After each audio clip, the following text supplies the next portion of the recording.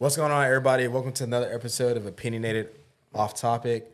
We're with Carlos Mojica, co-owner, co-founder of Opinionated Media. We're with CJ Salazar, co-owner of Opinionated Media. And we also have a special guest, Mikey G. Yes, sir. The boy. Knew of you for a minute because of Cayman. Obviously, me and Cayman are really close. And Yeah. I knew y'all, when he was at the De La Rue, you pulled up on him and y'all were working on music and stuff out there.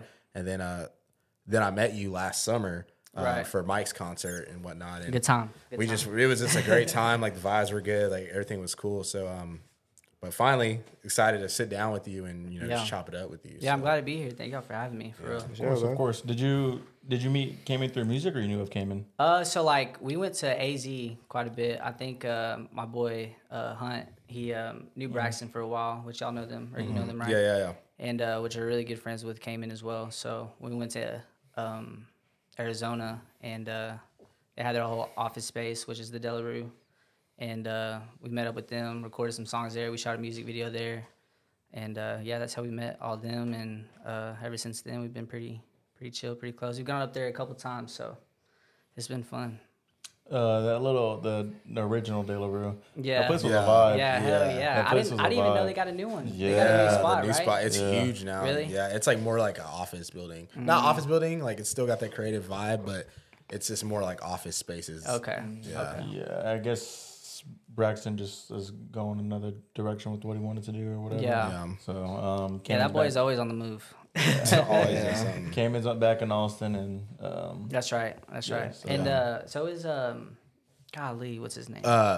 Blaze or Grimy Kenneth, or what is his name? What's his name? you know what I'm talking talking his about? name? His Yeah, actual what name? is his- It's another boy that was there too. That in Arizona. Yeah, too. what is his actual name? Bruh, he's gonna be mad at me because I forgot his name. That's my boy too. Are you talking about Dylan? Dylan. Yeah, right? 'Cause Dylan. there's like two There's Dylans. Dylan. Oh, There's Dylan oh. Walsh. Yeah. Lewis. Lewis. He moved back to Brownwood. Brownwood. Brownwood. That's right. Yeah, That's right. yeah. Because he came to the show too. That's right. Yeah. But thank you taking time out your day and Hell coming yeah. on the show. Hell Means yeah. a lot. Just give us a little backstory, where you come from, how you got to what you're doing now. Okay. I'm from West Texas. I'm from Seminole. If y'all know where Lubbock is, it's probably like an hour away from Lubbock. Was born and raised there. Played sports throughout high school, basketball, baseball, golf. Started getting into music probably around middle school. Probably I was in band my 6th grade year. Played trumpet, and then I became a percussionist. And then 7th grade year, I didn't even know I could sing. I didn't even know I could do music really like that until I got into choir. I really enjoyed it and started realizing I had some type of a voice. And I come from like a musical family. My brother, I have an older brother. He plays guitar, and he's a singer as well. So he had like a band and everything in junior high. Played at prom, all that stuff. So I mean, I saw that he was getting the girls. So I was like, dang, I might have to. If you can play an instrument, Right. you got the girls. But if you can play an instrument and sing, it's over. Yeah, it's fucking over. It's a wrap. It don't matter what you look like. It's a wrap. Exactly. I agree, bro. Yeah. But yeah, I grew up there, and then I moved to Lubbock for college, and I went to South Plains College for a couple years, and then got my associate's degree there, and then lived there for about 6-7 years. And I just moved out here to Frisco just this year, at the beginning of August. So You're about 30 minutes away? yeah, about 30, 35. With traffic, it's probably like 45. Yeah. How long did you play golf for? I played golf in like the off season, so I didn't play football. So I did golf instead in the fall, and so I did golf for probably about 2 or 3 years. Okay. Yeah. Do you still golf or no? I haven't in a while. No. I haven't in a while, but I really enjoy it. I love playing and stuff, but I just really haven't had the time to play, or I don't really know too many people out here too that play much. So Yeah, it's a sport that I picked up late, but I love it. Yeah. And it's very. I can't say it's peaceful because it's aggravating, but it's peaceful. Yeah. If that makes yeah, sense. 100%. Like when It's a you're good just on time. it's a good time, especially when you're on the golf course. I mean, like if you care and you don't want to do good, then it's very frustrating and aggravating. Yeah, But like if you're just having a good time, then it's peaceful. It's fun. Right, right. Definitely challenging for sure. Oh, for sure. Frustrating. Broke a few clubs before. That's for Really? sure. Hell yeah. I've never done that. It gets frustrating, man. That shit's real competitive. It's just like you'll hit one good shot, the next one you'll just bink. Yep. It's in the water and the trees somewhere. It's like Never ending. Yeah. So around middle school is when you just started getting into music. At that point, did you have like a favorite genre or anything? Like I grew up with. I'm the baby of my family, so I had an older sister and an older brother, and I really liked the 2000s vibes. I felt like that era of music was really a really good era of music. I listened to the 2000s R&B, whether it was Usher. I'm a big Chris Brown fan. I love to dance as well. I also started dancing around that time as well. I mean, 2000s R&B, that's where it's at for me. I like the 2000s hip hop too. It was just a great era of music, so I kind of grew up on that kind of music. That's kind of like something I take in for the music I make now too. So, hell yeah. I still feel the same way, but I feel like 2000s for me, it might be nostalgia, is like the best like music time. But I mean, it's an argument for like 2010s, and then 2000s because I mean 2010s had the hits, but it was also like changing. Music was changing a lot. Oh yeah, it was like getting better and better. Yeah. But like I don't know, I think 2000s just came with those more bangers. variety. Yeah. There's for sure more variety now. 100%. Yeah. But 2000s, they just came with those bangers. Oh my gosh, man! I was listening to them. I have a whole throwback playlist put on my Spotify, and I was listening to it on the way over here actually. So it's I'm nice all about that. Yeah, hell but, yeah. I mean, they just put me in they just take you back and put you in a good take mood. you back. Like 100%, nostalgia. Yes, bro. Oh yeah. Yes. Who was one of your favorite artists in the 2000s? Man. I mean Chris Brown for sure. And he was on the come up at that point, and that was like when Run It came out. He was super young. Yo, 16, yeah, super young. Super young. He got signed, like when he was like 16 or 15, maybe even younger. Yeah. But he was a guy that I really look up to, just because he was an entertainer, he was a dancer, and he could sing his ass off and stuff. He would probably be like one of my number ones. Usher is, of course, too. He was. I feel like he kind of handed Chris Brown the torch in a way. Yeah.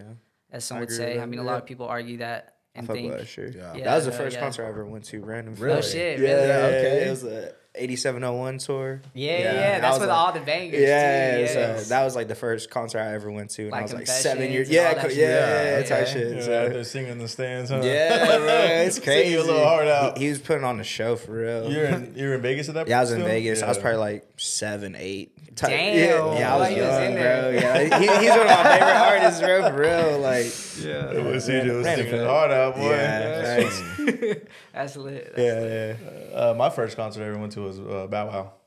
Really? Really? Oh, that's a Bow Wow. good one too. That is Bow a Wow good had one. his little First. time too in like 2000. Yeah. So my brother was supposed to go. My brother got in trouble. Oh, So no. I got to go. There you go. Hey, it works out. Yeah, it's It works crazy. out. Worked out. What was the first concert you went to? I don't know, bro, because like I've always been like super heavy in the music, but like I never like really. Do you count festivals as a concert? Yeah. Yeah. You just see a lot of people at once. Yeah. I don't know, because like I went to, I think it's probably a Logic concert. It's probably like his Welcome to Forever tour, or like the While You Wait, one of those like early ones. I thought you went to ACL before that. Oh yeah, you're right. I saw. That's why I asked if Yeah. I saw Snoop Dogg, Foster the People. That was like when they were super big, like indie music. Yeah. Like that time. What year was that? You remember? Childish Gambino. 2014? It was when the 2014, because Childish Gambino. Yeah. Like all of them. So I saw all that, and then Yeah. started. Then I like went through kind of like that concert festival phase. Like for me, I went to like my last concert I went to was Larry June. Yeah. It was like last year sometime. But I only did that because COVID had just ended. Like concerts was just now coming around. So me and CJ were like, man, let's go see somebody that like we haven't been in a concert in like well over a year. But now for me, I think the older I'm getting, like I really don't. unless I really like the artist, like Mike was the last one, like then I'll like go. But if not, I'm not really.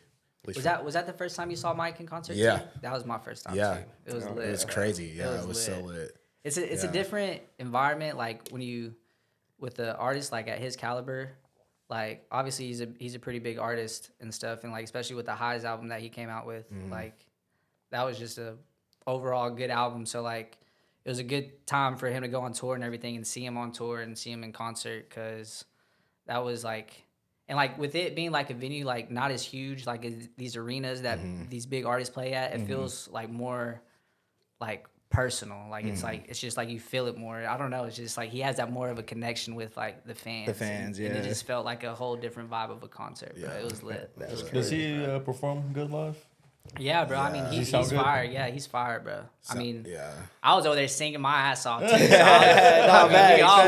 a vibe. It's like it's fun, and it's like very like interactive. Like he'll like chug a beer on stage, shotgun a beer on stage, have someone come on stage and drink a beer. Like he drank like 7 drinks on stage. It's cool. So like and he like got on top and like would sing and stuff. That's right. So, when he came around and stuff. So he's really good in concert actually. Yeah, definitely recommend for sure. What do you think is more important? Like put it on a good show, or just like your music is enough?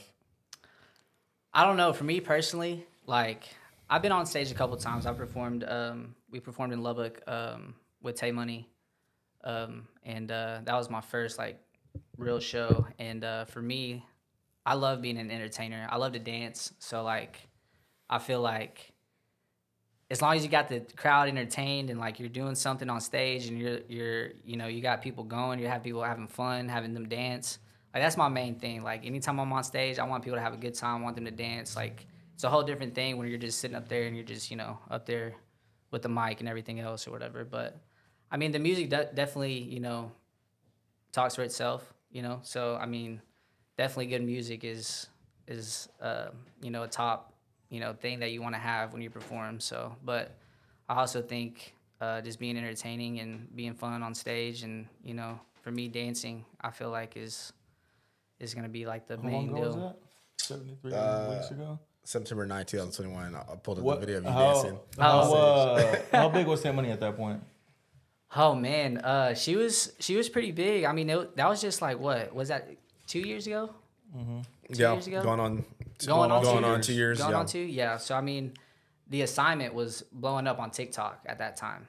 Yeah. And it hadn't been released yet. So, she didn't perform it there at the roof where we were at. But she had... Oh, that's a bar. I've been there. That's a cool bar. Yeah. Right there by the stadium. Yeah. You can like see into... Yeah. Yeah. So, I mean, I think... the assignment was going on for her, which was really big for her.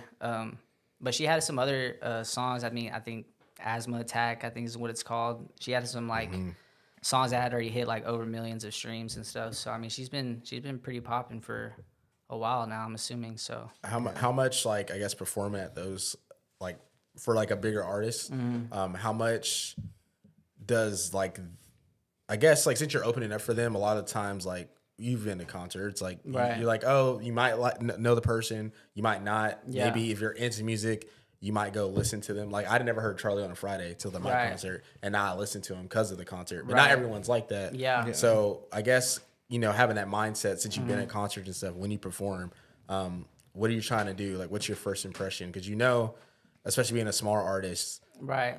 People might not be paying attention to you, but you gotta still you gotta put the work out. You gotta have the reps so you can get to those other levels you want to get to. So like this is one of the things too. Like I remember when I was headed to the venue and I was like 15, 20 minutes away to perform. Like in my head, I was just like, I'm just gonna get everything I got. Like at this point, like I just want to go up there and just put on a show. Like I've seen myself like wanting to perform. Like I've manifested this moment, like just to be on stage and perform my songs and dance and all that kind of stuff. So my thing was just like, I'm pretty sure I even walked out to a Chris Brown song. Like I think it was Wall to Wall. Yeah, I don't know if y'all know that song. Where you were dancing. Yeah. So I walked out to that, and like that was the first. Like I just jumped on stage, boom, went at it, started dancing, trying to get the whole crowd going. Yeah. And just like that's like my first impression, bro. I just want to get people like going as soon as I hit the stage. So since it was in Lubbock, did you invite like family or friends? Yeah, my parents. went. Shout out my parents; they're big supporters of my music and stuff. They help out a lot. Super dope. My parents were there. We had a lot of friends that we went to college with that showed up. The only thing that kind of sucked about having this concert was it was on a Wednesday night. So that was the only night we could have performed and make that concert happen. So, but we had a lot of people that still showed out. We had people drive from Midland, Odessa to Lubbock. We had, people around from like Amarillo, wherever, close areas that came out and supported us. So, I mean, we had quite a bit of people that showed up. I mean, I think we ended up selling like 400 and some tickets that night. So. Oh yeah, that's tough for like small artist. Yeah, because like Tay Money, she's already kind of established. So like her going out on a Wednesday night probably isn't really anything to her. Right. But like for you, you got a job that you still got to attend to. So you got to take off time for that job, and it's like, I got to go do this, but you still have to make those sacrifices to like get your name out there. Exactly. And I mean, it's just a random Wednesday. It's like, yeah, and it's the only way we could make it work. So we're just like, shit, we're gonna do it. I mean, like, we're not gonna lose this chance on not having Tay Money here on stage. Like, if this is what we got to do, we got to do it. So. Question for you, Mikey G. Yes, sir. So like going back a little bit, like, you talked about how music has always been a part of your life, and people in your family are musically gifted and stuff like that. When did it become for you like a thing where like, this is something I actually want to pursue and try to make a career out of? Yeah. Probably like in college, to be honest with you. In high school and stuff, I would always like film me doing like dance videos and stuff like that. I never really wanted to become like a actual like dancer, or just like a, just a dancer. Yeah, what I'm saying? So like, I wanted to be more than that, and I always enjoyed music. I'd always do like covers of songs. I never made my own music when I was in high school, but I would do like covers of like Neo or something, whatever, and all that. But Diff Hunt, Big Hunt, he which I live with him now. Shout out to him. He really got me into wanting to make my own music when we lived there in Lubbock. So I would go over to his house. He had a little studio set up, and we would just kind of mess around there. And that's when I kind of started, figuring it out and like falling in love with like making my own music and stuff. So I was probably about, 2016, 2017, something like that. So hell yeah, that was probably around the time that I actually started making my own music and really wanted to take something like that serious. Awesome. So very good. hell yeah. So have you always been writing before then, or is that kind of like when you just started everything? That's kind of just when I started everything. I never really, there's times where I kind of like tried to, but I never really like paid no mind to it. I never really like put my head like, straight to like writing a song and trying to get it done and stuff like that. But for the most part, that 2016 or 2017, that year that I started, that was when I was like, all right, I'm gonna try this. So here we are now. Yeah. Nice. Yeah. That's like would you say that's like the hardest part, is learning like a good pen? Yeah. Because each artist has been different. Yeah. Like some have said no, that's like kind of been easy for them, but like other stuff is harder. But for you, is that the case? Yeah, a little bit. To be honest, like for me, like the easy thing for me when it comes to making a song is like finding melodies. Like cadences. I was about to say, like we listened to what song was it? Amazing. That was fire, bro. I was like, he has a good like catchy melodies and stuff. I saw that. I could hear it. Yeah. Hell yeah. I think that's my strong suit. It's just melodies. When it comes to writing, I'll lay like a melody down that I kind of want to have, and then I'll kind of try to put words to it. But for me, like that's where it comes a little difficult for me sometimes. There's times where I've like had a song and I've heard a beat and I can write it, within like an hour or two. And then there's been songs where I'm like, damn, I'll take like a whole week on, and I'm like trying to figure out, really write it and like really get in my mental headspace to where like what I really want to put out. So it can be tough sometimes, that's for sure. Yeah. Go ahead. Especially too, like you're talking about melodies and, that aspect of all that. Like I feel like just because that's like more of your route and like what your strong suits are, just like listening to the beats and like hearing the beats, like I feel like instead of like mainly writing to like, because obviously you can write to it, but I feel like yours is more like trial and error because you got to like hear the beat and you're like, okay, I want to sing on this. So you probably go in there and just like sing on it first. I don't know how it works, but like at least for my thought process, I feel like that would make the most sense because it's not rapping. It's just literally like you're trying to sing it. So you're trying to pitch your voice to match what you're hearing and have it blend well. Right, right. And it's almost like, so we almost like take it as like a freestyle. So like I'll find a beat that I like. I put it in Logic, I put it on there. I'm getting on the mic. I'm probably not even saying words. I'm speaking like 3 different languages. Yeah. Like people probably don't even understand what I'm saying when I'm trying to find like a melody. Yeah. Because I'll be either humming or like I may say a word here and there or whatever. But as long as I catch that melody and I have that recorded, that's when I start writing and that's when all that comes into play. So. Oh yeah. What's that thing called that Silas does? Punching in. Punch-ins or no? I started to. Real recent. I never really did. I was always trying to do like one take Drake type stuff. Shit, yeah. You know what I'm saying? Like, it's not easy, huh? It's not, No, bro. It's bro, not, especially depending on the song. I mean, it's a lot of breaths in there. You know what I'm saying? So, I mean, there'd be times where I would struggle. I would do like the hook all in one, and then I'll do the verse, and if there's something that overlaps, then I'll start punching in. And then I've gotten really good at starting to do that now.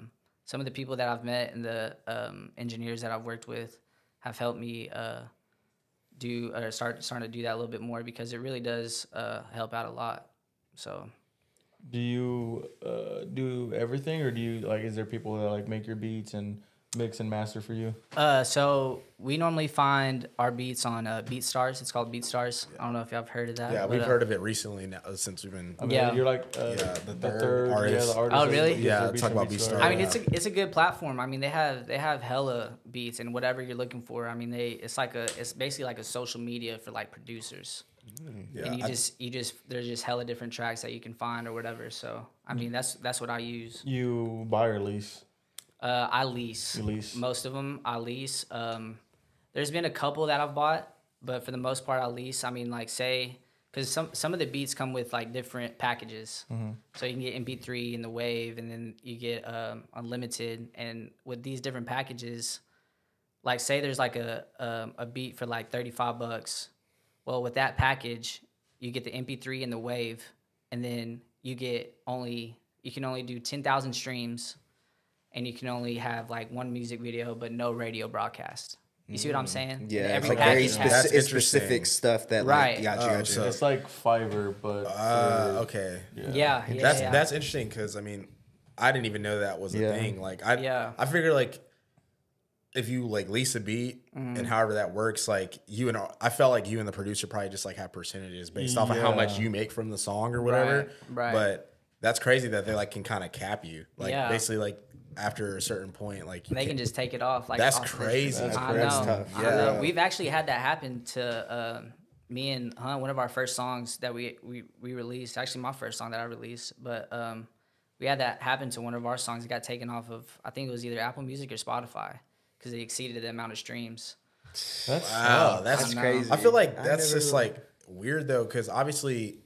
Yeah, they might want to cap it off, but at the same time, if the song's doing well, like, would you want to keep it on there? You know what I mean? Like, I feel like it's helping all parties involved. Exactly. And see, at that point, like, because we already thought about this, and I've thought about it too a lot. It's just like, well, hell, like, what if this song, like, does numbers? Like, I'm just going to have to hit up that producer and just be like, listen, I got to get the exclusive beat. Like, I got to buy it. Like, this is doing numbers. Like, I'm not going to stop it from now. You know what I'm saying? Yeah. So it's just one of those things you have to do. And that's the only thing that kind of sucks about leasing a beat. But for the artist that I am, I'm just trying to put out hella music right now. Like numbers aren't too much for me right now. I mean, of course I want to like, have a breakout song and, and all that stuff. But for right now, I'm chilling on the leases. So like when the lease ends, does the producer just put it back up for so like the way so like anybody else that so there can be like 10 different artists that's done a song to that beat. That beat just stays on there until you buy the exclusive rights of that beat. Does that make sense? Yeah. So like, I mean, like if I like all the beats that I do, like I said, I leased them, and so like they still stay on that website. So anybody else can lease it and do a song on it as well and put it out. You know what I'm saying? Yeah, that's interesting. So like they can make bread. Sucks. It does suck, bro. Yeah. It does suck. That's why. I mean, shit. Any producers out there, you know, want to hit me up? Let me know. You know what I'm saying? But I've worked with a couple too. But I don't know, brother. Just I haven't found that one guy that I really want to work with type stuff that knows like my vibe and my style of music. So did you like working with Cayman? Yeah, I worked with Cayman over there in Arizona. We didn't really make beats, or he didn't really make beats at that time. You just recorded? I just recorded there. Yeah, I already had beats at the time, so he didn't make anything for me. But I've heard him make some beats. I know he makes a lot of his beats for his own music and stuff like that, which is hella lit because my ass can't even do that. Like that takes some time to figure out. So yeah, bro. I mean, I applaud him for that shit. So. That's lit, bro. I definitely need to get into that too, low key. Yeah, it's kind of, I mean, you just have more creative control. I feel like that too limited. Yeah, that's just kind of whack that they keep the lease up. Because I know if you're leasing something, like no matter where it's at, if you're leasing something, like that's yours, right? Until X amount of time is up, right? Yeah. So I feel like if you like if you're on there and you lease whatever it is that beat, you're leasing that beat until that X amount of time is up, right? That's kind of whack. Yeah, I know it sucks, but I mean. A lot of those beats that are on BeatStars are like that. So, I mean, like I said, unless you buy the exclusive right. What are the like price ranges you've seen on like buying a beat outright?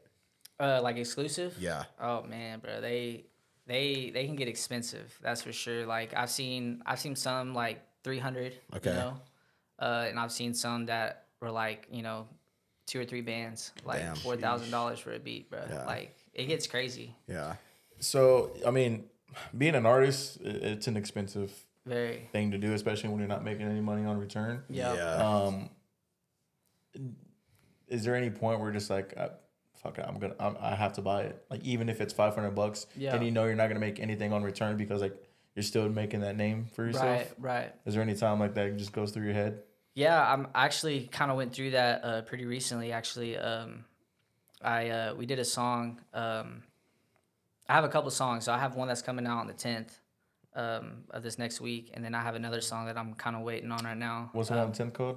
Out of Place. Out of Place? Yeah. And then I have another one that's coming out. It's kind of it's actually a Usher sample. Oh, hell yeah. It's of Remind Me. Ooh, nice. So that one, that's the one I was talking about. So that one I bought, and because as soon as I heard it, I knew it, and I had a songwriter that was there in the studio with me at the time, and he had heard the beat too, and he's like right up my alley too. He knows what I like. He knows what I like the vibe wise and like music and stuff like that. So he heard it too, and he was like, we both were just like, oh shit, we got to get this one. And I was like, fuck it, boom, bought it then and there, and then finished the song. I already recorded it and everything, so and it came out really fire. I'll have to show y'all before I leave. And stuff, but, sure. How much was that beat? Oh man, I can't even remember. I think it was like $200, $300. And I actually know the producer. I actually reached out to him on Instagram and stuff like that. And because I've been trying to figure out, because some of those beats that have samples and stuff aren't able to get cleared sometimes. That's what I was gonna ask. Like, how does it work with like having samples of other songs? Because I think Logic ran into that problem. Well, yeah, but that's because he couldn't get cleared on some of. Because a lot of his stuff, especially like his older mixtapes, like they were like straight instrumentals, like right. literally like roll calls, literally like Miss Jackson, like straight, like he's just rapping on it. So I feel like those are definitely a lot harder to clear because it's the whole thing. I don't know if this beats the whole thing. It might just be some hit parts of it. Yeah, no, it's just like right at the beginning, it kind of shows you like, oh shit, like I see where this is going. Yeah. I thought Logic had that problem with Def Jam because he was trying to release an album, but like Def Jam wasn't doing anything to like get it's like a song cleared. It's like a mixture of both. Obviously, your label can prevent stuff because I mean the music industry just in general is just like a very interesting business. Is probably like the most politically correct term to use. Just, and I'm not even in the music industry, but I've obviously like kept up with it and just see like how stuff is. And art, like labels, like literally hold grudges with artists for like their whole life. Yeah, depending on certain stuff that happens. So maybe on those samples, maybe Def Jam didn't like the artist that Logic was like using, and then also too, even clearing it with like the artist camps, like that's a whole nother like bag of worms. Right. So, yeah. So it's definitely like just a lot to it. Yeah, it's a difficult thing to deal with. That's for sure. Cause I had hit him up because I want to get this song ready to release, you know, within like the next month or so. And, I'm gonna do a whole like video production with dancers and all sorts of stuff in it. I'm really gonna be on my like Chris Breezy shit. Yeah.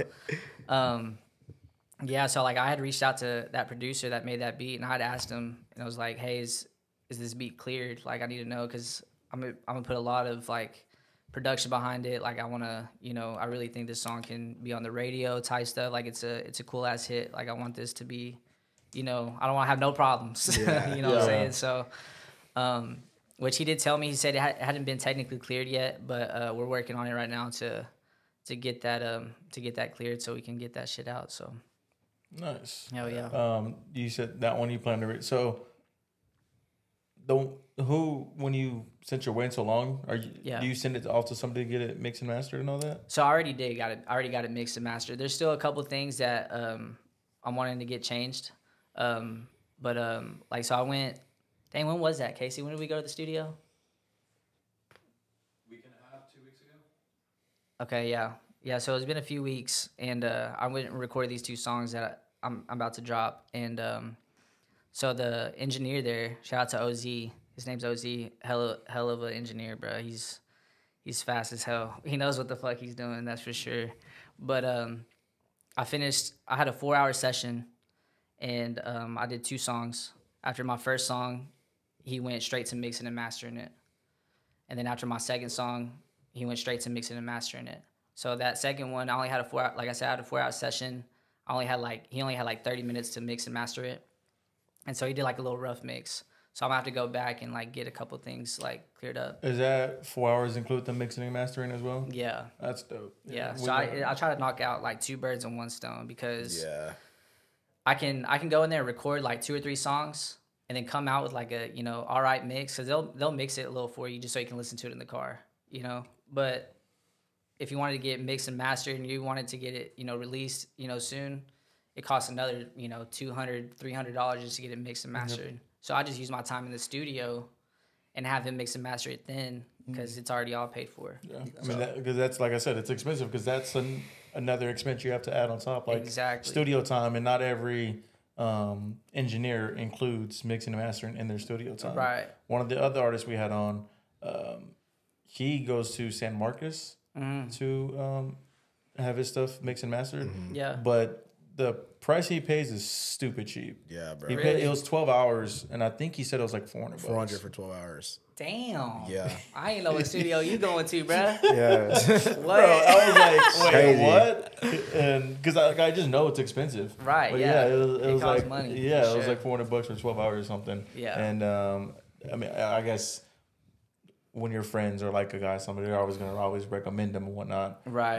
But yeah, I was like, what the hell? It definitely adds up. Hell yeah, shit. Bro. Yeah. I'm very surprised when you said that. You kind of caught me off guard there. I was like, damn. 12 hours too? Yeah. Oh. Stupid cheap. Yeah. So you going into you releasing a new song. Yeah. How exactly do you promote it and like market it? Like I know obviously TikTok is a good way to do it nowadays. Is that something that you do, or is it more just like word of mouth or? So a little bit of both. So I love TikTok's platform just because people are just blowing off that thing, you know, like every day. Like people are getting noticed for certain things, you know, and so I definitely use TikTok for a promotion or to market, you know, whenever I release a song. And then I definitely do word of mouth. I don't really put too much money or like into like marketing it. I kind of like to happen organically. Yeah. So I haven't, like, even with any of my songs that I've released in the past, I've never put like money behind it. It's just all been word of mouth, people sharing, you know, people getting it around and stuff like that. But I think for this Remind Me song though, I think I might put some money into it just because I feel like it could really do something for me. So, but yeah, I mean, as far as, you know, like TikTok and Instagram, like people sharing it on their stories, whatever, that's really it. So, do you think that hurts you in some ways? What? Not like it being more natural rather than yeah, promoting it in ways, but like it's just like at the point where I'm just like, shit, I mean, if they hear me, they hear me. You know what I'm saying? Like, I can only do so much. You know what I'm saying? Like, it's just like with making music in general, it costs so much money just to get, you know, your song mixed, to get the studio time, you know, like we were saying, and just like buying the beat, like all that shit adds up. So equipment. Yeah, equipment. Like it's crazy amount of money, you know, but I've invested a lot of this shit into myself, into this music, to where like I'm just gonna let it speak for itself and just, you know, have, you know, people fuck with it, they fuck with it. If they don't, like, you know, I can't please everybody. I mean, even these big artists can't please everybody. So I noticed too, like you have so many like clips of you dancing. Like me and you were like, I was texting you like talking about you dancing and stuff. And how much do you think that like helps your artistry, especially getting people to notice you? Because like you can dance your ass off. So like you post like this clip of you on TikTok dancing to a song, or even like the trends that come out here and there, like you're doing it. Yeah. And then like you're killing that part of the aspect, the artistry. Yeah. And then you're bringing over these people. They're like, oh, he can dance, and like they're like, oh, he makes music too. Like, how much do you think that helps? I was gonna like guess ask that. So you can literally do what Drake did, is make a song for TikTok, make a dance to it, but the song is still like popular. Yeah, exactly. And see, that's one of the things I want to do with that song that I was telling y'all about, was this Usher joint. Like, I really want to do. I feel like I do want to do like a TikTok challenge or something, you know, like a little dance challenge or something, and get like dancers involved. Like, I love the dancers. I love the dancing community. Like, that's always gonna be a part of my life. And so like, but it helps out a lot as well too, like what you were saying or what you were asking. And it's just crazy. I mean, like I said, Chris Brown's like my favorite artist for a reason. Like, I look up to that guy for, you know, his music and his entertaining, his dancing and all that stuff. So I feel like it helps out a lot. I mean, Michael Jackson too. I mean, he's a legend. I mean, he's king of pop. He was a dancer. You know, he sang his ass off on stage too. So I feel like it goes kind of hand in hand. So yeah, that's another art within itself too. Yeah, facts. Dancing's not that shit. I can't dance to save my damn life. Not at all. So hey, people who can dance, I applaud you. Well, it's just cool too, because I feel like dancing was such a big thing back in the early 2000s, like the period you were talking about. Yeah. Nowadays, performances and just the artist in general is not really in that direction, right? So it's because like there was times where you heard about an artist pop up, and then you look at what they were doing prior, and they're like, oh, they were a background dancer for so and so, like So, and that's like not a thing anymore, because I feel like especially like someone like you, like back then, you would, if you were like a background dancer, like I just feel like that path doesn't even exist anymore. Right. Yeah. Fun fact, I feel that. Tupac was a background dancer. I did not know. Really? That. Yeah. Damn, I didn't know that. I did not know that. Yeah, he was with Digital Underground, I believe. He was a backup dancer, and then became what he is now, huh? Yeah. I've heard a lot of people have stories like that, bro. I mean, like, people became backup dancers and became like an artist, and like that's just like the way in the industry. Yeah. Like, some people take that route, and like that's not a bad route to take. You know what I'm saying? It's like I've even had people reach out to me about about like my future and like music and stuff, and like about maybe even taking that route and like becoming like a dancer for somebody, and then like just making a name for myself, and then coming out with my music at that point. Yeah, Digital Underground with Shock G. That's crazy. That is crazy. That's so crazy. I can't see Tupac out here getting down like that. Jiggy. I didn't know he was like that. Well, I guess you can call it soft side, because he has a soft side to him, because like growing up, he was a poet, and he was real into poetry, and then he went to like a private school that was like big with that as well. Yeah. So like he's had both sides of like hood and like softness, and I mean that just, I don't know, dancing, it's not, I guess not necessarily not a manly thing, but like you don't see, like, it's more of girls like doing it and dancing and whatnot, especially as backup dancers. Yeah. So especially during that time, when it was a lot harder. But yeah, he was. That's crazy. Yeah, I had no idea. That blew my mind. Yeah. I had no idea. I know you live in the house with Hunt and Ralph Canono. Shout out to him. Yeah.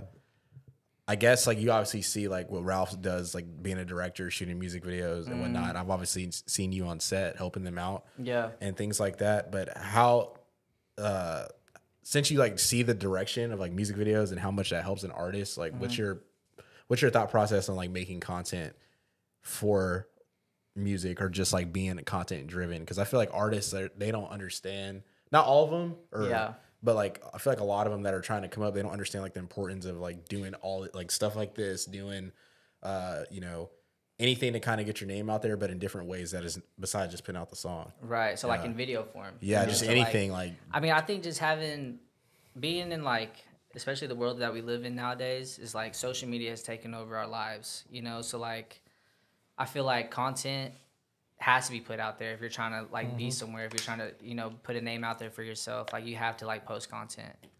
And like being around with like Ralph and them and like being around set, it's like it's a cool feeling like being on that side and like helping with the production side and everything like that. But like it's cool to see like the whole outcome of like a music video or like, you know, a dance video or whatever the case is. It's just, I mean, it's just more entertainment. It's just like more content to add, you know, to your profile. And I mean, I feel like it's very necessary for artists to put out as much content as they can. So backtracking to TikTok, I was thinking about this while we were talking. Yeah. Isn't it crazy how like Vine was TikTok? Yeah. But Vine was just ahead of its time. Yeah. So Vine didn't like. And Vine was quick. Like they were quick. Like 10 seconds only. Yeah, they were quick, but like at the time, short form just wasn't. It wasn't a thing. It wasn't a thing yet. Yeah. Yeah. And then now you got TikTok, which was Vine basically. Yeah. Right. And that just blew up. Blew up out of nowhere. Yeah. Yeah, that was crazy. I wish, part of me wishes I would have hopped on that trend, you know, faster. Same. But I mean, I never like our homie Alex. He was always super into TikTok, and I feel like TikTok had that stigma of being like kids like lip singing and shit like that. So like I didn't really fuck with it, and like I didn't know that there was other people making content that was like just a shorter form of like a long video and stuff like that. You know what I mean? Like it didn't like click with me like as fast as it should have. But I think once I started trying to do like this whole content creating, because I have a podcast with my homies and stuff, trying to just put our names out there, just it's another platform that people can get really big on, because there's more people likely to look at your stuff on that than go on YouTube and like look at a whole just because it's just easier. It's kind of putting it in their face, you know, like this is what we have, and this is kind of what we talk about situation, you know, like that's all you really see on TikTok is like clips from pods or clips from anything really, you know. I think I've seen who was that guy y'all were with the other day, or was it yesterday? He does podcasts too, right? You should know. I've seen him on TikTok. He just hit him. That was the one who we literally just had him on. Yeah, bro. He's had some success on TikTok, right? Yeah, some. So like, he has his own. I didn't know the numbers, but I've seen him on my For You. Yeah, he has like 1.3 million. It's crazy, on TikTok, bro. But we had him on our podcast before he blew up on TikTok, and literally, it's just like one of those things where we're seeing like the importance of short form. Like it needs to be put out, like CJ was saying, like in your face, because you got to give people a reason to come over, and maybe, you know, it could be whatever you're doing. Like you just need to give them some kind of like appetizer to get them to the entree or whatever. Right. But for Peyton, like he blew up on TikTok, and we literally seeing like it transform his life. Like he took all those people over to YouTube. They're actually like watching his full podcast and stuff. So it's crazy. Like people probably thought short form at the time was a way to like get away from it, but it all like goes back to the original goal, which is the long form. It's just another help. I mean, I personally think short form will eventually die out. I think long form content will always be like king. Right. But right now, I mean, it's just the wave right now. Short form, that's what people like. But again, I mean, if long form wasn't king, TV shows wouldn't be around, movies wouldn't be around, box offices still wouldn't be going crazy. So documentaries wouldn't still be a thing. Like I think long form will always still be the number one. Because you definitely want timeless stuff. Like I was telling, because I understand short form. I know how important it is, but I personally don't like it that much for me. Like it's cool every now and then, but I think when people were spending like hours on their phone, they're watching like 100 plus TikToks. And in my mind, I'm like, bro, there's no way you're comprehending every single thing you're seeing. You know what I mean? And like, it could be cool, and then you're going to forget about it in 5 minutes because you watched 20 other videos. So that's like how I am with. I feel like type of stuff. It just kind of depends on what you're watching. Because like if you're just watching on there for like entertainment purposes, then you're not necessarily retaining. You're like that's true. Want to retain the information that's being put in front of you. So if you're just going on there looking at for Drewski videos, RDC videos, or just funny comic videos, like that's. You're just on there for that, and that's all you're watching. Well, it just depends because like your feed. But like if you're watching like something like Gary V, or Alex Hormozy, stuff like that, that's going to be a lot harder to retain because you're watching all these different people talk about the same thing but in different ways. Exactly. Yeah. So, I don't know. Damn. Well, I got a question for y'all. Yeah, go for it. What are some podcasts that y'all watch, or like what's like the podcast that y'all kind of like, maybe not necessarily like.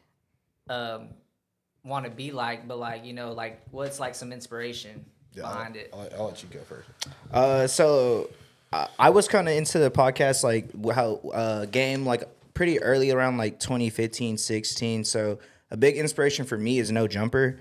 I don't know if you, Adam 22, like that whole thing, and seeing how far he's come. Like, I don't really watch all his stuff. I've been keeping up with it just because it's cool to see how things are once you get to that point, you know. Like I've seen him literally go from having podcasts in the back of his like bike shop to now he has like a whole warehouse where he has employees that are on salary.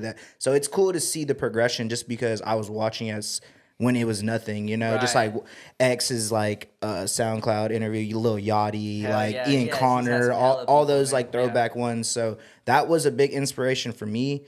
And just seeing, like, I've always kind of been, like, kind of like a weird guy. Like, I'm into, like, why you are the way you are type of situation, you know? Like, you know, you're an artist, so it's like your music, you know, like you were saying, like, R&B was a big influence on you. So, like, that's the type of music that influences the music you make right now. So, I've kind of always been into that type of thing. So, especially SoundCloud era, it was it was people kind of just didn't know who these like rappers were. So I like started watching his, and like I said, just kind of saw what his platform was growing into, and the fact that you can really have conversations with people and other people are willing to watch it. So like that's kind of where it started for me. And then I have like other little ones I watch, like sports related and just kind of like culture stuff. But that's the main one for me. No Jumper. No Jumper's tight. I like No Jumper. So for me, it's a little weird. Okay. I like podcasts. I mean, don't get me wrong, because I do one. I don't consume them as much as they do. Yeah. Because that's basically like their entertainment now is just podcasting.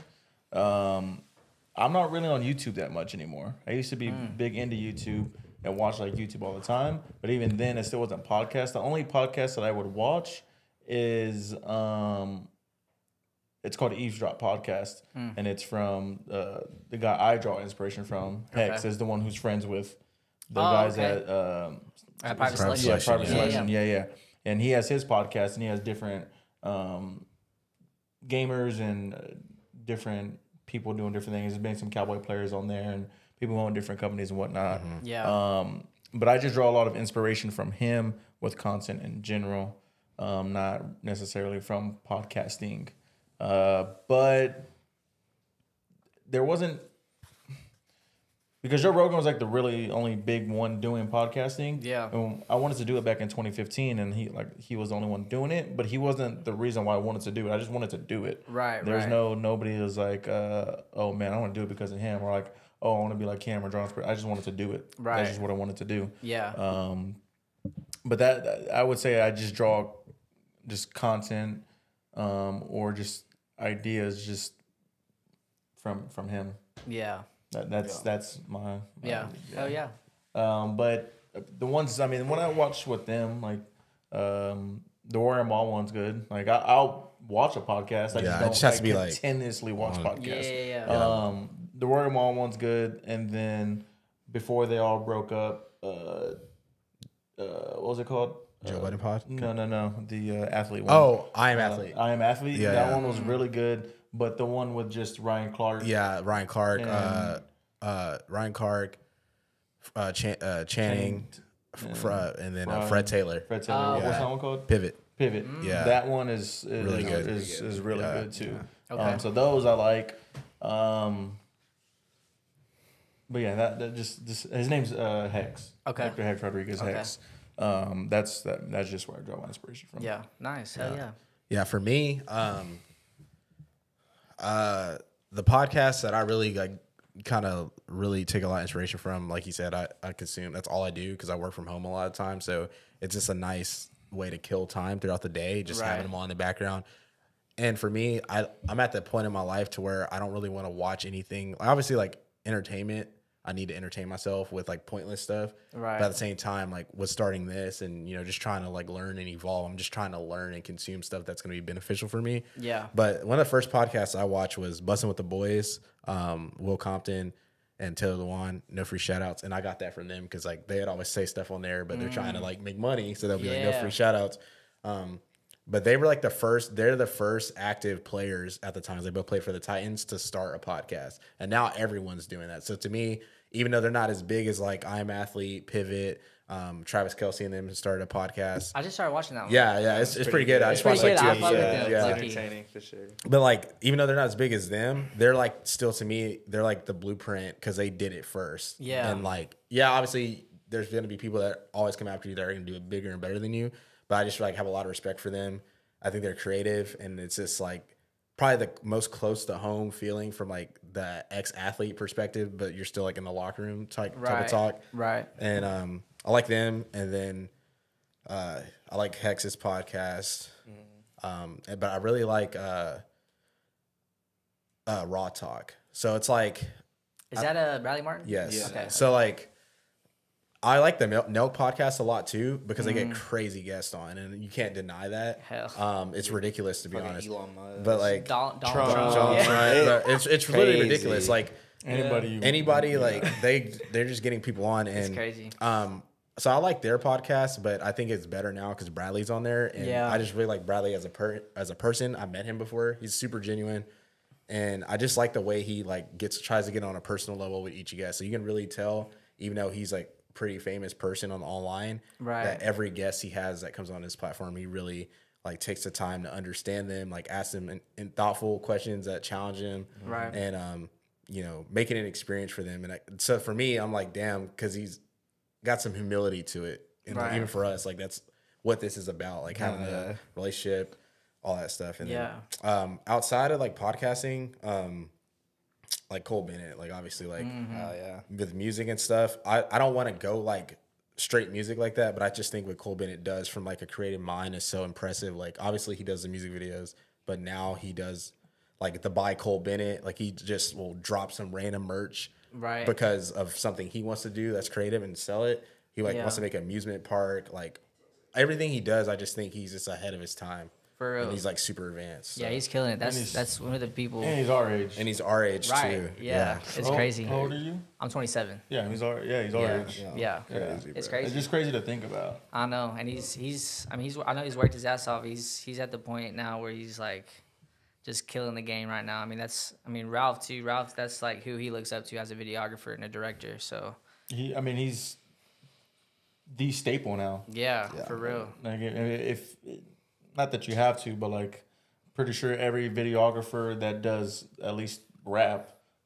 probably just the same way they look up to him. Hell yeah. And just everything that he's done. Yeah, especially because he like, in my opinion, like music videos weren't really out anymore. Like people weren't going to YouTube to watch like Vivo music videos anymore, or like MTV. Like that wasn't a thing really anymore. It was like all reality TV. So I feel like he just brought that back. Yeah, and like he differed for sure, and he like helped people too. Like come up. Like he was like he came up really with SoundCloud too. Like they were all coming up together and they were like all working together. It's just crazy to see. What I like about him a lot is that he bet on himself and then he continues to bet on himself. Yeah. And he knows how big of a name he is, and he still doesn't take the crazy deals that he can get because he doesn't want to do it. Right. And that, like, to me, that speaks a lot about the person. Yeah. He's not in it just for the money. Yeah, he knows his worth. That's for sure.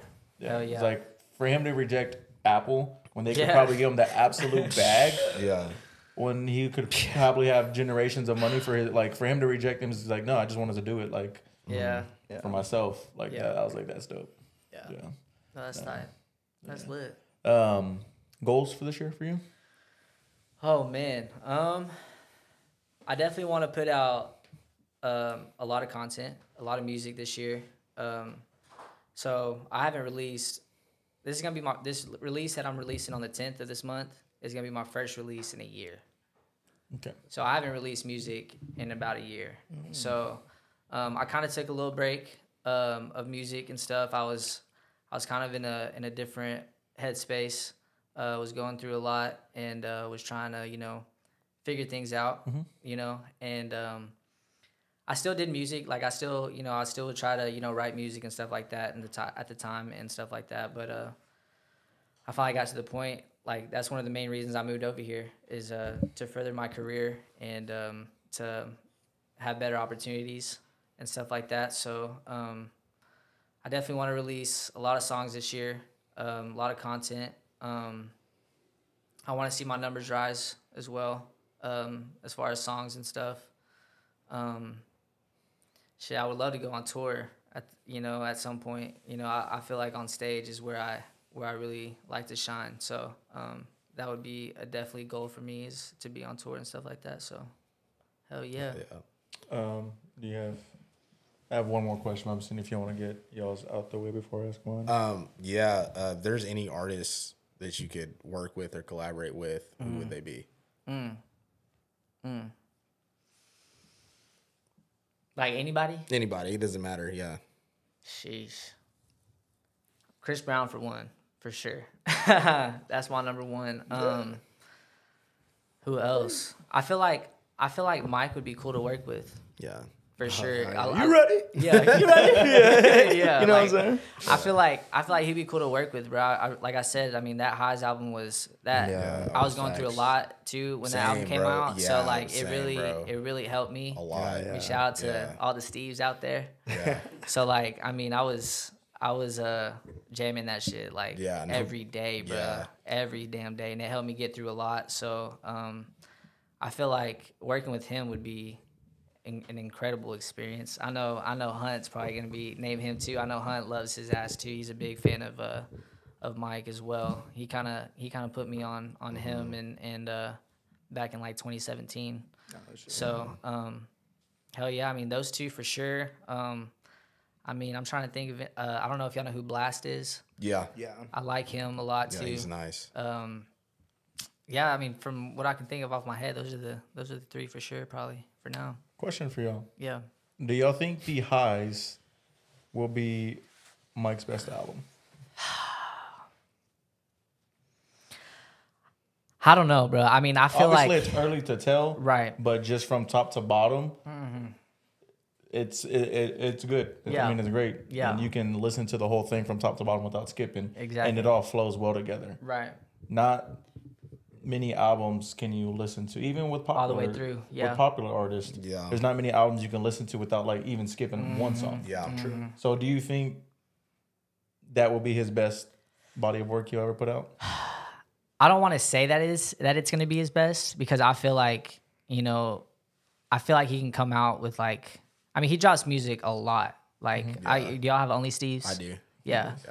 So like, I mean, even on there too, like stuff that he doesn't have on Spotify or anything like that people haven't really heard, like on Only Steves, there's a lot of bangers on there too, but I don't know, bro. Like that Highs album was something else, bro. And like I was going through a lot at that time. And so it really helped me.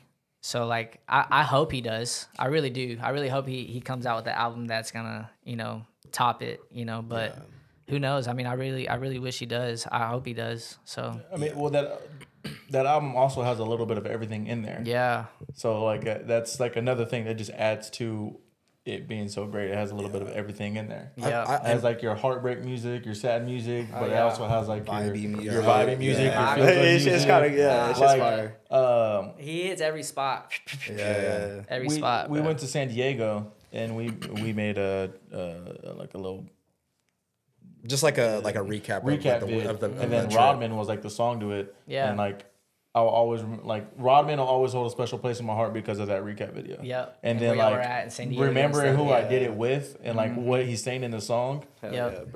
We're all kind of like interesting spot in life too. Over here. Yeah, I don't know. Like piggyback off his question. Like for me, the first song because I found Mike through the podcast first. Like I didn't even know. Well, I knew he made. Well, I didn't even know he made music because Cayman tried to show me Mike Stud a while ago. Yeah. But I was like, not really for me. Like it's more of like the fratty like party music. Yeah. I wasn't really into that. Definitely then. Yeah. Sure So I didn't like really like pay attention to it. But then I saw this person named Mike, and he had this podcast.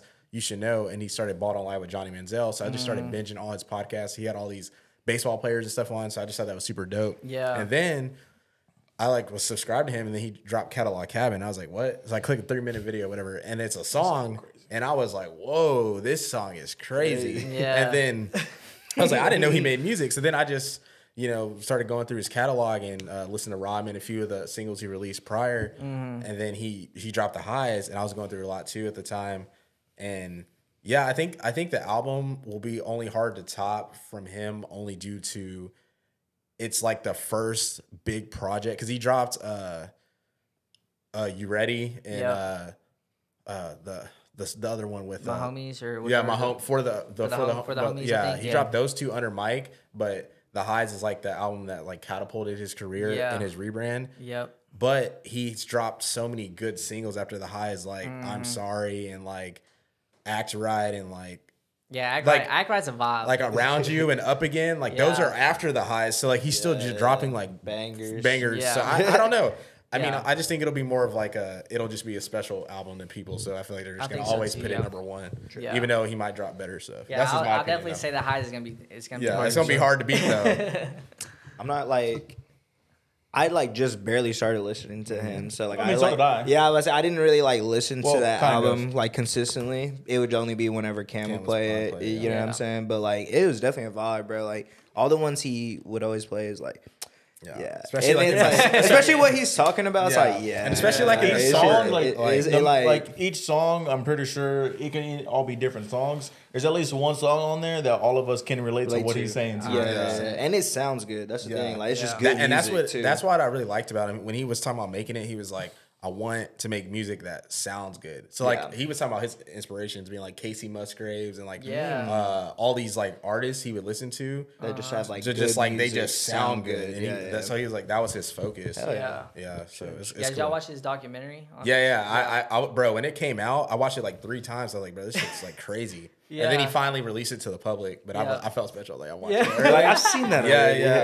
Yeah. We had Kilmer on too. So that's right. Yeah, that's right. I forget about that. That's right. That's lit. That's lit. I mean, I found him at Mike Stud, but the only reason I knew him was because of Marcus Stroman. And that's fair. I forgot about that. That's like his best friend. They were close, and then Stroman was on one of his songs. Yeah, so that's when I knew. I didn't know about him. I guess that's when I knew like of Mike Stud. And then he would always talk about this guy Mike. And then I like who the fuck is he was like, oh, his name's just Mike with like a period, and then he finally like played a music video or something. I was like, that's Mike Stud, and he was like. No more. He was like, he used to go by Mike Stubb, and now it's just Mike. And I was like, oh, I was like, I know him. Yeah.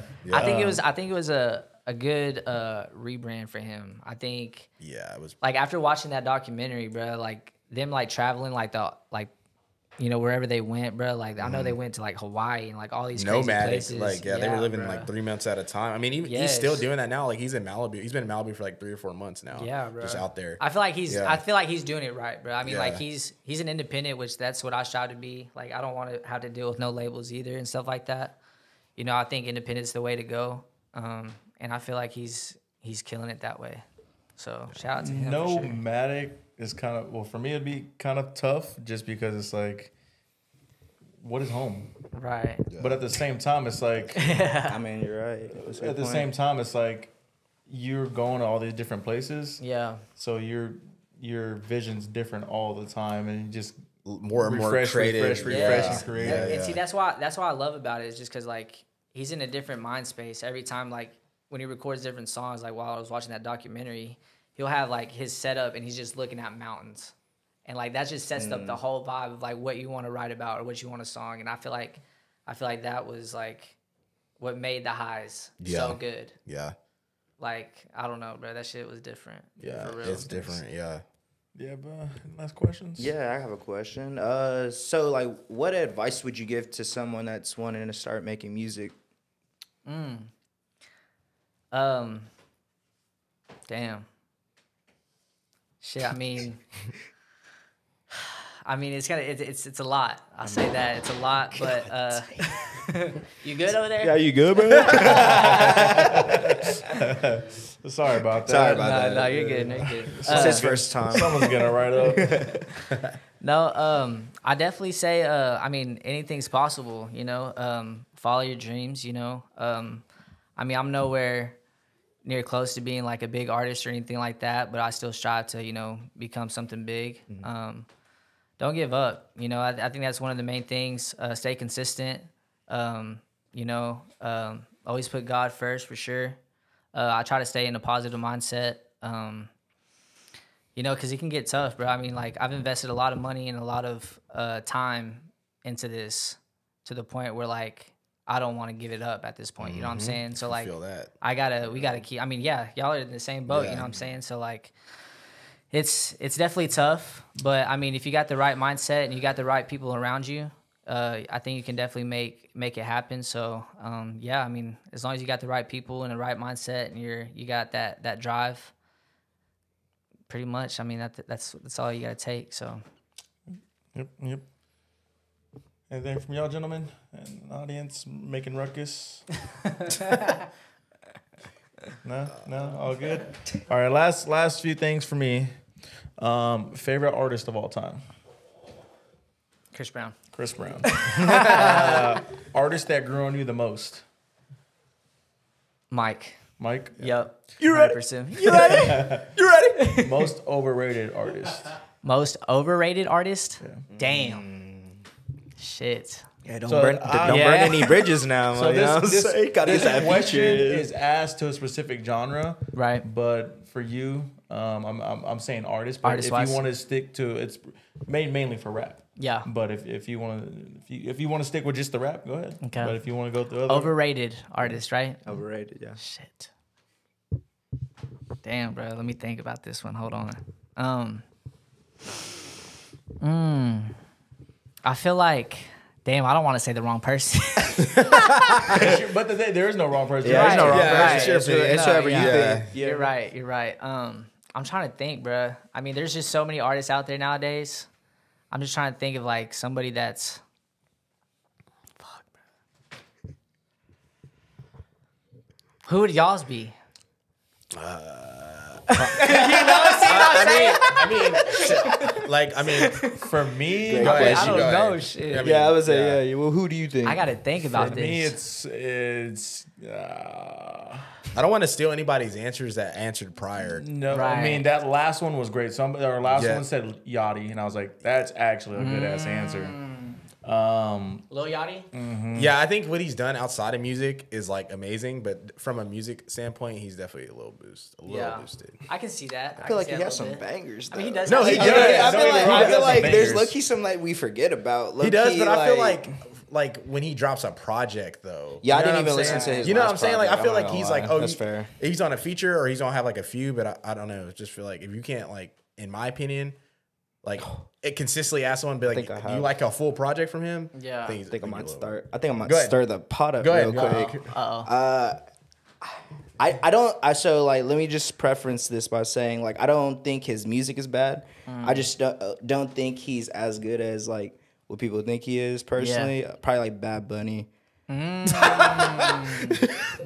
I don't know why you threw me a curveball for that one. Is it because you don't understand him, or do you actually think his music isn't like? I feel like for me that has a big part of like what music is personally for me. Like if I don't understand it, like I just am not going to be able to like sit and jam out to it just because I don't know what he's saying. Yeah, it sounds good. Yeah, but like for me, like I'm not even like a big like lyrics guy, you know what I mean? But like what you say has to like make sense to me at least, so I could jam out to it, you know? Like I don't know. No. But I mean his music is great. I just think he's overrated in the aspect like people put him to like on a pedestal, which he is, but like I don't personally I don't think his like music is like the best, but like that's just me personally. I know his music's good though. Like, you know what I mean? Like I'm not stupid. Like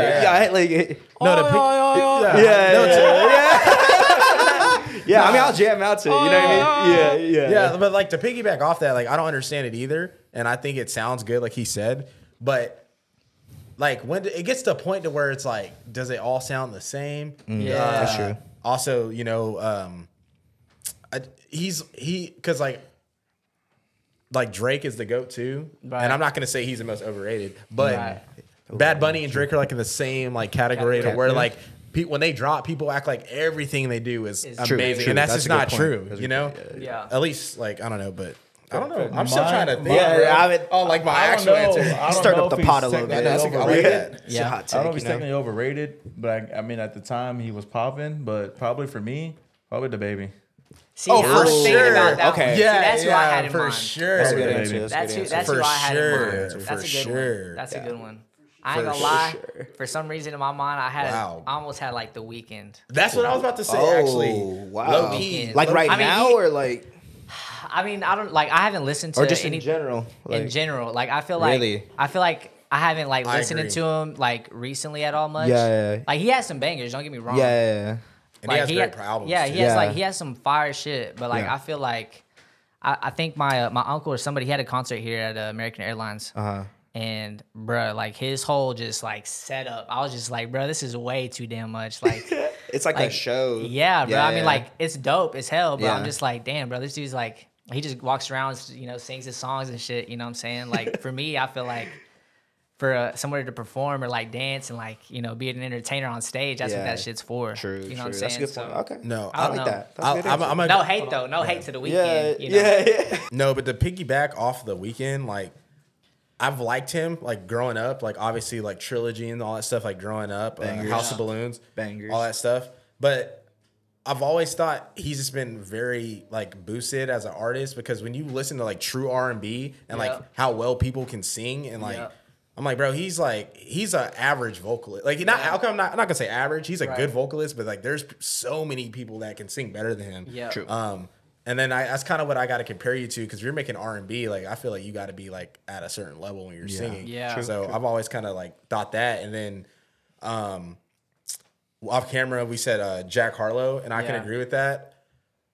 Off this second project, because the first project, like his debut album, it's one of my favorite debut albums ever. But then like it was when he was still like underrated, people weren't really listening to him, and then he like blew up obviously like after, and then had like Drake on his album, and then like Dua Lipa song and like all this stuff.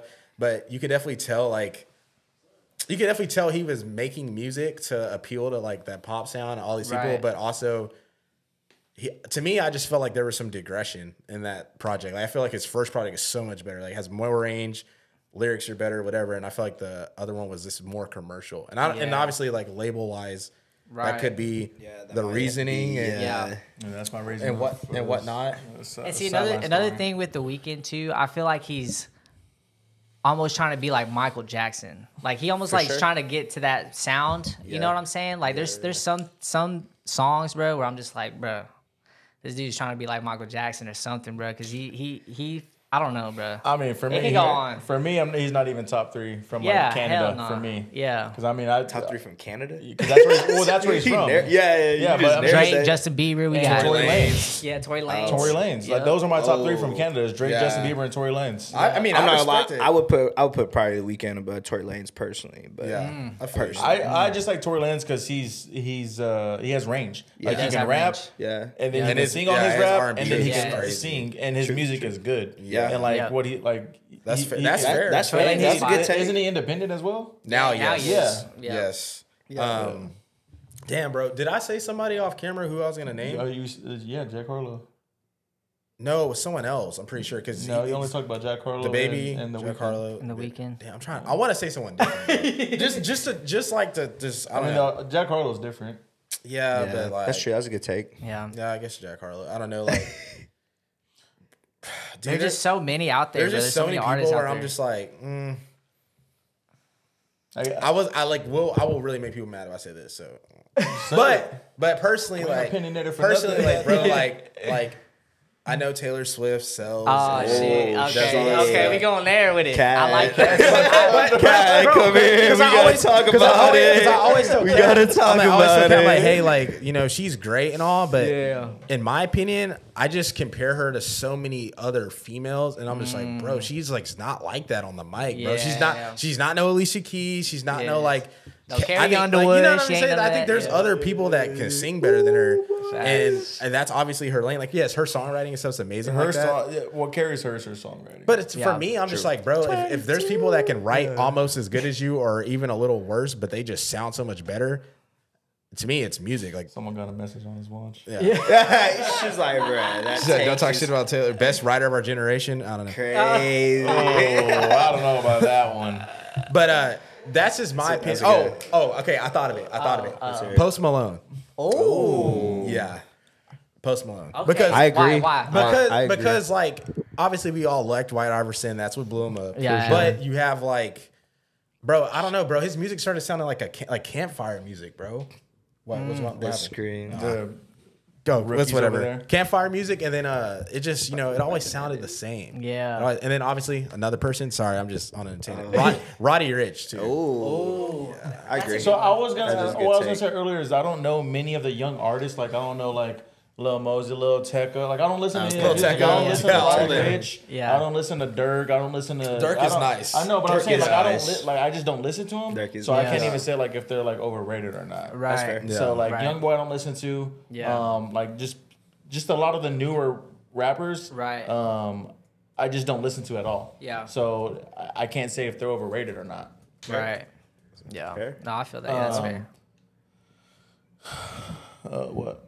I said, do you have any more? Oh yeah. Most underrated artist. Most underrated artist? Damn. I don't live and die by mine, but go ahead. Damn. You already got yours? You already know who you're gonna say? Let me hear I say yours it all first. the I gotta time. think. I say it all the time. Rick Ross. Rick Ross. Huh. Oh my god. Yeah. Damn. That was good. Okay, yeah, that's a good one. I can see that. Rick Ross is fire. Damn, bro. I'm trying to think. I got so many artists in my head now. I'm just like, shit.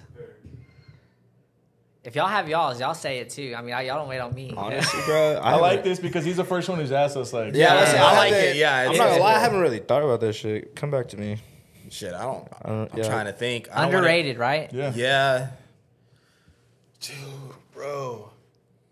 I don't know. Damn, bro. Because, like, I can also throw some other people in there. Basically, the people from Dreamville. Yeah. Jada and Boz. Cause. Yeah. Yeah. That's J. Cole's people over there, right? Yeah. Damn. Who else, bro? I'm trying to think. There is one artist, actually, that I just thought of.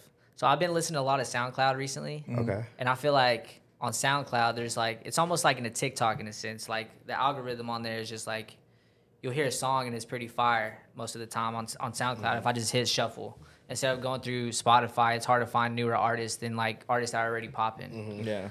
So SoundCloud has like that underground artistry, and I came across this guy named Lew, Lew, bro, and he has some fire songs, bro, and he's had some numbers and he has some success, but I mean he hasn't had like 10 million, like 5 million, like it's not like crazy numbers, but he's put some numbers on and he's fire. So I would have to say him for sure. For sure. Dude, I don't know, bro. You know what I'm It's gonna hard to say? think. Shout out to the boy Sias. Yeah. I was about to say, I think he's pretty underrated. It's one of our homies from Austin. Okay. We actually did a podcast with him. And Yeah. I've known him forever, bro. So it's kind of cool seeing his progression. You know what I mean? So, and like, he actually makes really good music. And like, he is like rapping about stuff. Yeah. It just has like the appeal of like, the whole like Yeet effect, Yeah, Playboy yeah. Cardi effect, you know what I that type of mean? music. Like Pierre Bourne, like that type of sound, you know what I mean? Like super vibey, but like he can also like kind of rap and go crazy to like a turn up beat or like a slow beat. He can like sing on. So shout out to Size, bro. For real, Yeah, that's lit. I'm gonna have to look check. you Yeah, up. I'll say I'll show him to you. He goes hard, bro. Cardi, but for me, Cardi's overrated. For me. Cardi B? No, Playboy Cardi. Playboy Cardi. Yeah, okay, yeah. okay. For me. Okay. Fair. Which is, I can see that. A lot of people are probably like, what the hell? But for me, yeah, he's overrated. Yeah. Yeah, but interesting. That's just a whole other. Like, yeah, it's a whole other debate for sure. Because of his music, like that was range. That was another one for me. For sure. I'd probably say underrated. Honestly, like he's one of my favorite artists, but just Logic. And like the reason why I say that is because, bro, he's so skilled. Like he's one of the, in my opinion, he's one of the like top 5, top 10 like current lyricists like in the game. Like he's always been able, like if him and Drake got in a booth, he could rap with Drake. What he's saying, I mean, all these people, but I feel like what killed him is just like just how his humility as a person. Like Logic is, I feel like I read this comment on YouTube. Logic is what everyone wants to be as a person. Like he's very intact with himself emotionally. So like when he gets judged on his craft, he takes it personally and he reacts a certain way. And that kind of like hurt him in a stigma because like you're at this spotlight and then you're talking about like obviously being biracial and whatnot. And he became like a meme. Like meme culture was big then too. Yeah. And people like immediately discredit Logic saying he's corny. He doesn't make great music. And don't get me wrong, he's one of my favorite artists and he's definitely put out some projects that I don't like. Yeah. But when he's in his zone and locked in and like rapping and stuff, I just think he's just too skilled to be talked about how he is talked about. Like he's just too skilled. He is as a rapper. Yeah, so that's just my opinion on that. But I couldn't really think of anybody. Right. I know these are good questions. Like, facts, right? You're making me think. Got me thinking and sweating over here. Last but not least, all right. GOAT artist of all time. The GOAT artist of all time? Oh shit! Damn, bro, y'all killed me. Let me see here. Damn, bro. For me, I would have to say. It would have to be different genres, but for like all the success that they've done and how much and just for like what they did, I would have to say Michael Jackson for sure, just because of his entertainment and his songs and like how many like streams and how many numbers he did and like arenas he sold out. Like he has like a lot of shit to back up, Grammys, you know, like all that good stuff. So I mean like. Definitely, like, if I went to, like, categories for, like, or, like, the genre of rap, you know, I would have to say, damn, bro. Oh, fuck. Can I do a top 3 in rap? I have a top 2, so, yeah, you can do top 3. Okay. I would have to say Lil Wayne is up there for sure. Biggie. And then...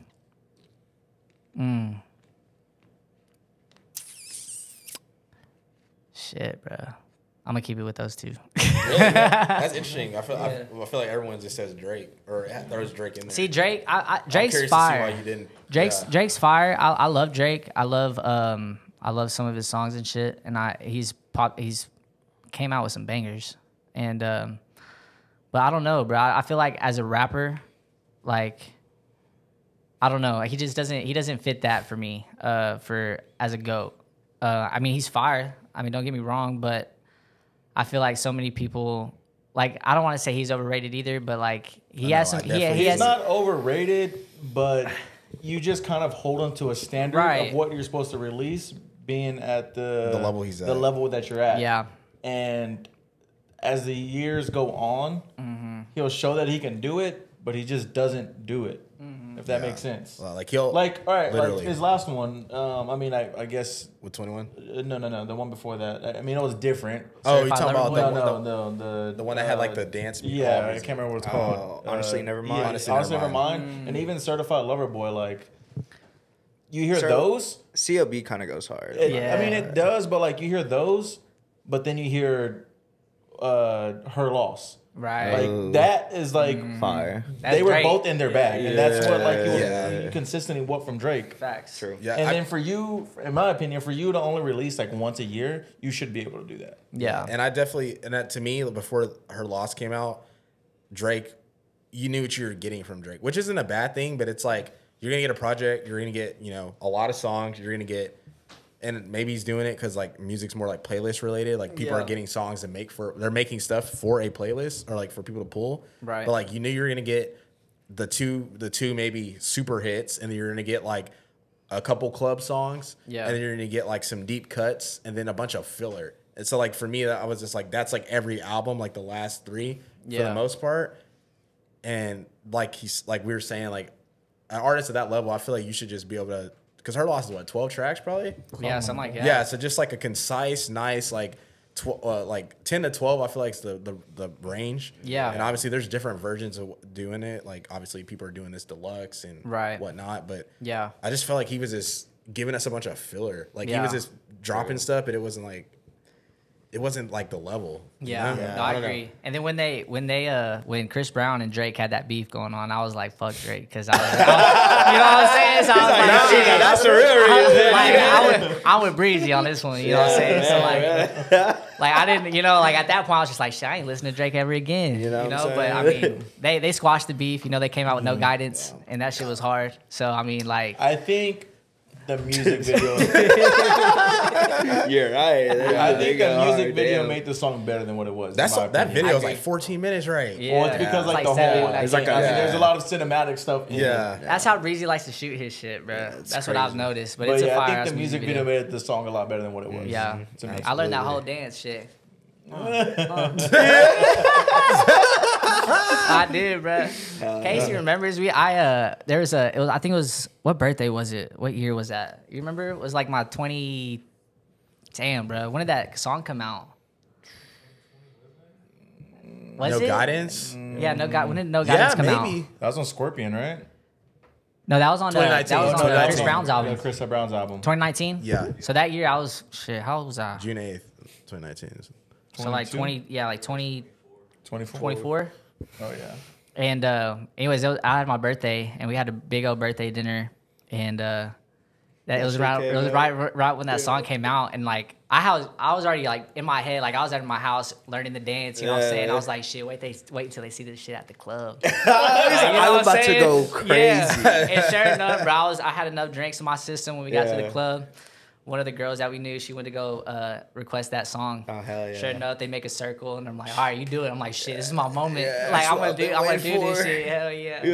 Hell yeah. That's fire. Yeah. That shit was crazy, but it was fun. Good time. Mine's Kendrick and J. Cole.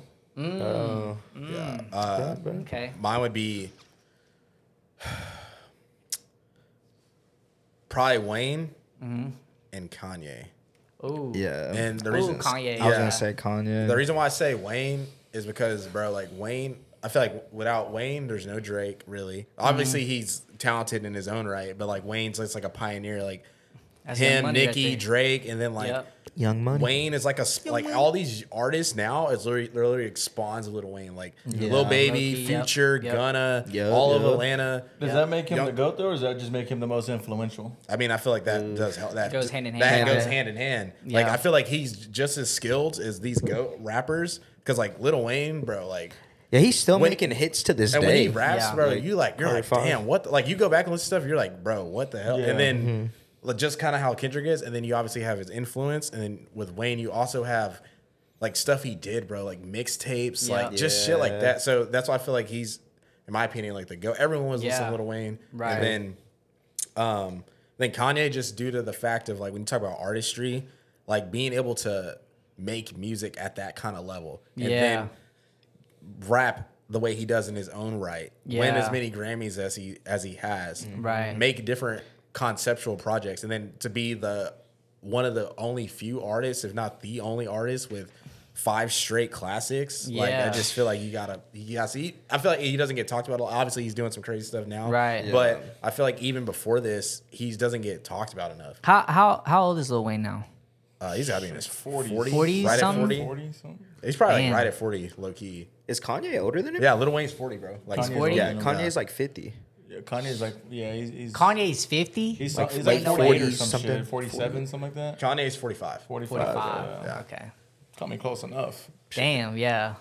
I have a lot of like. Yeah, I mean, I have a lot of favorites. Like, it's hard to name. Yeah, like, not even just favorites, top but I have like a twos, lot of like people that you can debate. Like, right. I mean, Kanye you could debate, Drake you could debate, Future you could debate. Everyone has an argument. I feel like not everyone, obviously, but like the elite all have some kind of argument. Right. Yeah. Yeah. No, I agree for sure.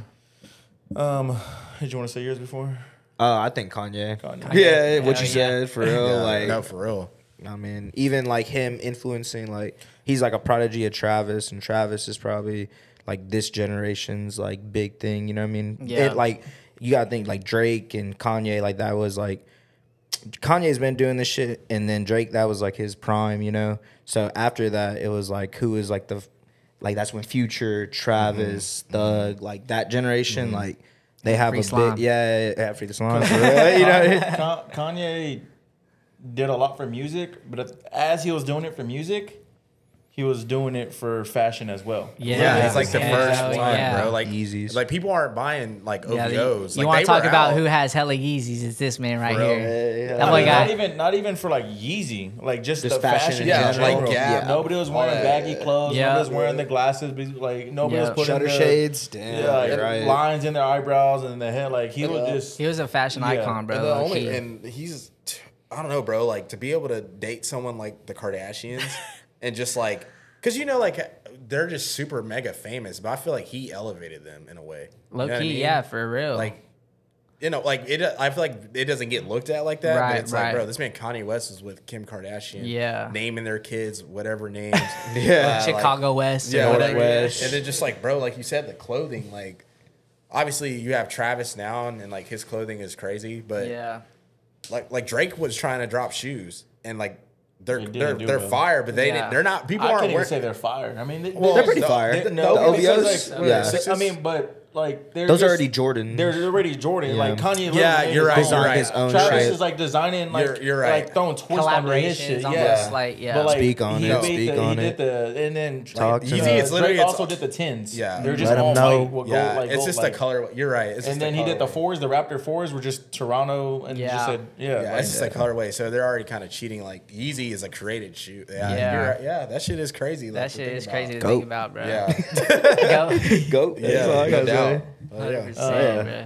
Before we hit this off, anything for us? Any last questions? Or Man, I wanna give y'all's flowers for sure, bro. I wanna thank you guys for having me on here. This has been long overdue. I know we've talked about it a few times to do it. I'm glad we're here now and doing this. And like I said, I want to give y'all's flowers. Shout out to you guys for sticking to this shit. I know it gets tough sometimes. I know it's kind of similar to like what I do as an artist. You know, y'all invest a lot of time and money into this stuff. So y'all keep doing y'all's thing, and y'all keep going, bro. I wish y'all nothing but the best and all the success in the world, bro. For real. That. So appreciate that. Hell yeah, bro. Yeah. They can find you everywhere at Mikey G Music. Yeah, Mikey G Music on Instagram. Mikey G on Spotify, Apple Music. I have a new song coming out February 10th. Called Out of Place, so y'all be on the lookout for that. It's my first single. I haven't dropped in about a year, so it's gonna be good. So y'all be on the lookout for sure. I'm excited. That's your Remind Me sample. That was Out of Place. The Remind Me sample I'll be dropping probably here in the next couple months. Oh shit! Gotcha. Be on the lookout for both. Yeah, I mean, he's family. He's been rocking with us for a minute. It's been in the works for a minute. Just timing wasn't on our side, but we're here now. Hell yeah. Go run up his numbers. Go give him a listen. Go run those views up and whatnot. You're doing a music video, correct? With the next one. Yeah, run them views up. Hell yeah. Hell yeah. On YouTube, it's Mikey G. Mikey G. Yeah, on YouTube. Perfect. I have everything. They can, But that'll do it for the boys over here at Opinionated. We'll catch y'all guys next time. Peace.